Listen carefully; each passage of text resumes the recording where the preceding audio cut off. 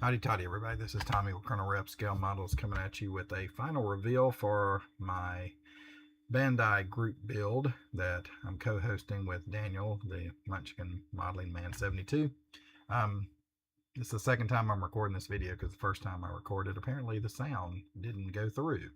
So I'm having to redo this video and redo the edited version with the other two videos I'm attaching it with. So anyway, so my oldest daughter, she built two Pokemon, Bandai Pokemon kits, real easy builds. I built the Tall Geese, the SD Gundam, the deformed Gundam, and then I also built the Bandai Grogu set, which has a 1/4 scale and a 1/12 scale kits. So I've got those built. And I got two videos to attach after this one so you can see what I did. Just want to thank everybody who joined in on the group build again this year. Didn't get to do a builder list, but I know we had about a dozen, so that was good. And we'll do it again next year because me and Daniel like to build these Bandai kits, and I think it's a fun little break for the spring, especially if your mojo kind of goes out the window during the winter and the cold months. So anyway, thanks again for everybody, and I'm gonna jump on over to those two videos now.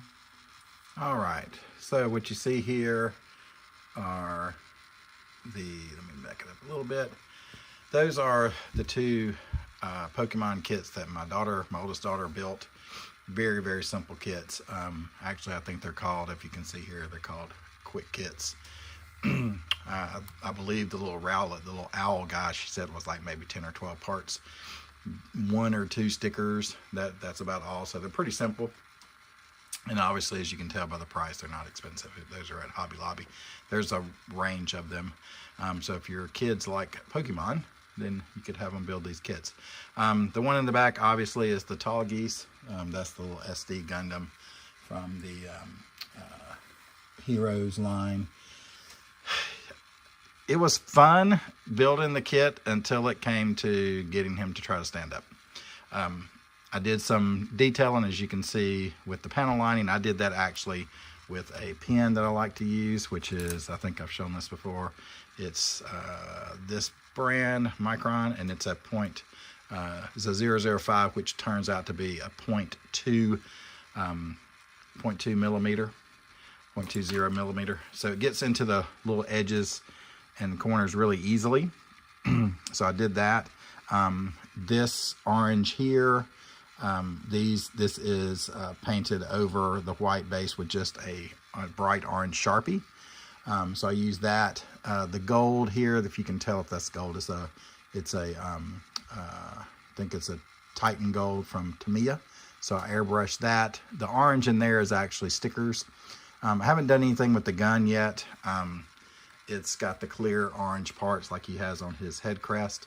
And then I was going to maybe do a little bit of dry brushing on the gun itself. I did not finish entirely because the feet here, there's a couple of white stickers here, but then you have to, like right here, and then you have to divide the boot.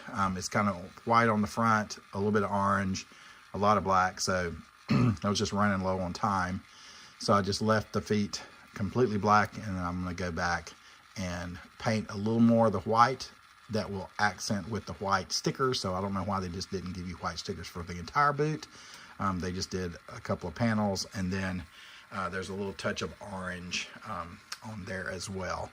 But like I said, this is probably, as far as my SDs go that I built, and I built a lot of them, this is probably one of the most ill-fitting as far as posability. So if you are someone who likes to pose them, this one's going to be a challenge because it just won't hold poses. The parts are too close together when they're in their positions, and so it doesn't leave a lot of flexibility for him to be able to move around and stuff.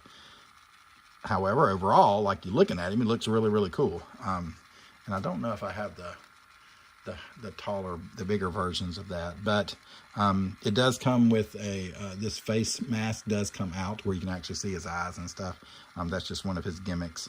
And then he has the shield. So this is gold trimmed around here with the clear piece that you can see all the way through. And then you just paint the black in the background. So you have to paint some of it to actually not have some of the orange showing through, and then trimmed on both sides with that same gold. So overall, again, I mean, I enjoyed building it. I enjoyed doing the panel lining and stuff, experimenting with different things while I was doing that.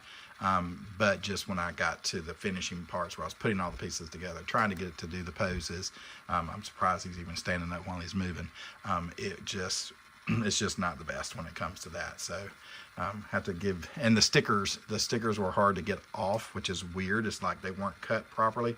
So one of them, as I was pulling it off with my tweezers, it tore. So not the best, even though the kit's not that old as far as Bandai goes. It's not like a vintage kit or anything. It just, I don't know, just wasn't the best. So it is what it is with that one. So I'm going to stop here and I'm going to throw out the Grogu kit. All right, so here's the Bandai Grogu kit. So it comes in the 2 different scales. It's got the quarter scale, which is the taller one, and then 1/12 scale, which is the size of the 1/12 scale Mandalorian kit. So it kind of goes with that.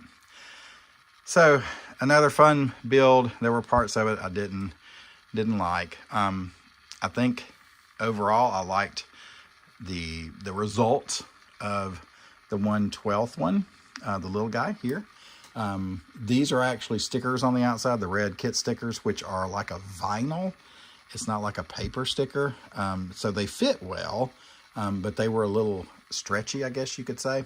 And then I painted inside the interior, I think was just some Tamiya red.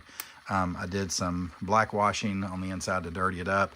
I did some kind of, I took like one of those scrub sponges that you have in the kitchen and kind of cut it into a little piece, and I kind of dabbed, but also did some of the weathering with just a paintbrush tip, just dipping it and just making squiggly lines and things like that. So overall, I think that came out really well. Maybe you can see some of that in the picture.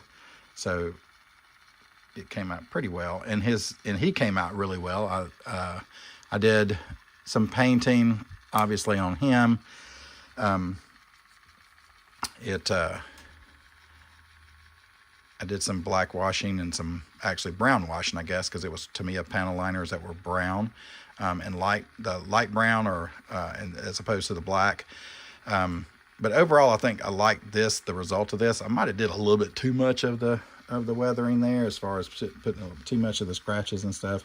But it is pretty heavily weathered in the box art here. So I was trying to match that. I wasn't looking at the box and trying to match it up perfectly. I was just kind of dabbing around. Did that. Did some panel lining with the marker. Flat coated it again to give it that kind of dirty sheen. With him, I was trying to highlight some of the shadows. So I did some with the cloth, like furry stuff on the end of his jacket. That is over the kit plastic with just the Tamiya light brown panel liner, and I just left it on. I didn't wipe it off or anything. And then I did some of that as well on his jacket. This is the actual kit color. I didn't paint it. And then I went back with some Tamiya weathering powders to get into the folds and kind of create some of that shadow to try to accent it better. And then like this which is not a good design, but you can see the crease there where the bend of his arm is. But I tried to highlight any of the seam lines, so they came out a little bit darker. It's a lot more yellow than probably what you're seeing in the camera. It's more like a desert yellow. Painted his fingernails. Didn't really do much on his hands. That's all the same kit plastic. You can't probably really see it in the video, but there's those little stickers around to make like the irises of his eyes. He has kind of like a ring, as you can maybe see here in the box art. If I move it over a little bit, there's like a ring right here to shape his eyes. That's actually a sticker. And then I left the head, the kit color. I did a little bit of, put a little bit of the gray or light white, or I guess it's like light gray panel lining that Tamiya has in between the folds of his head to try to get some of that look that's on the thing. And I did some white, like snow Tamiya powders on it as well to try to get a little bit. It does show up better in person than what probably you're going to see on the camera. But overall, I think if I could have done a little bit better on his head and those stickers, these are stickers, those vinyl stickers that are inside of his ears, maybe try to go back and maybe do some airbrushing with different shades, perhaps, would have been the thing to do. But I mean, I think it turned out okay. Like I said, it looks, I guess, a little better like you would see in person. You're not picking up a lot of the shadowing, but hopefully you can see some of it. But it's a fun build. I've got several of these kits, and his face, this is one of the basic face. Like you see here, his ears comes with 2 sets of ears where they can be kind of up a little bit or down. I have them in the down position, and there's 3 other faces that he has that he's eating one of the froggy looking things. He's got one where he's squinting his eyes like he's, doing some kind of a power, using the force, so to speak. And then I think there's one where he's just got like a startled look where his mouth is kind of open, kind of like he's shocked at seeing something. So there's technically you could build it with 4 different heads. It does come with 4 different faces, but only 1 head for the back and 2 sets of ears. So you would have to buy obviously multiple kits to be able to do all 4 poses.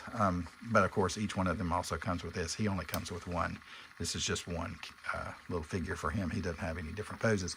But he does have the same kind of push-in black eyes that you have here. He just doesn't have the decals. But like I said, overall, not bad. Not exactly what I envisioned when I was building this. A little bit darker than what you see on the box art here.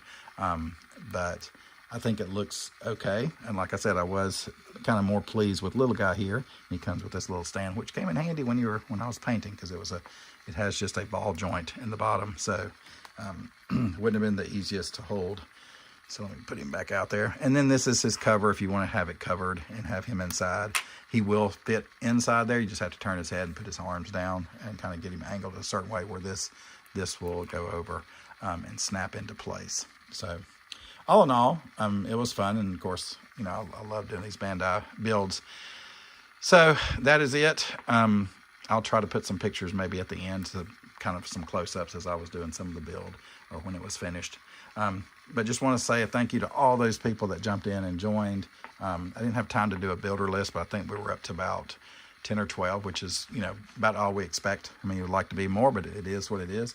But Dan and I will keep doing it each year just because we like to do these kits as well. So hope you can join in next time. If not, as always, hotty toddy and God bless.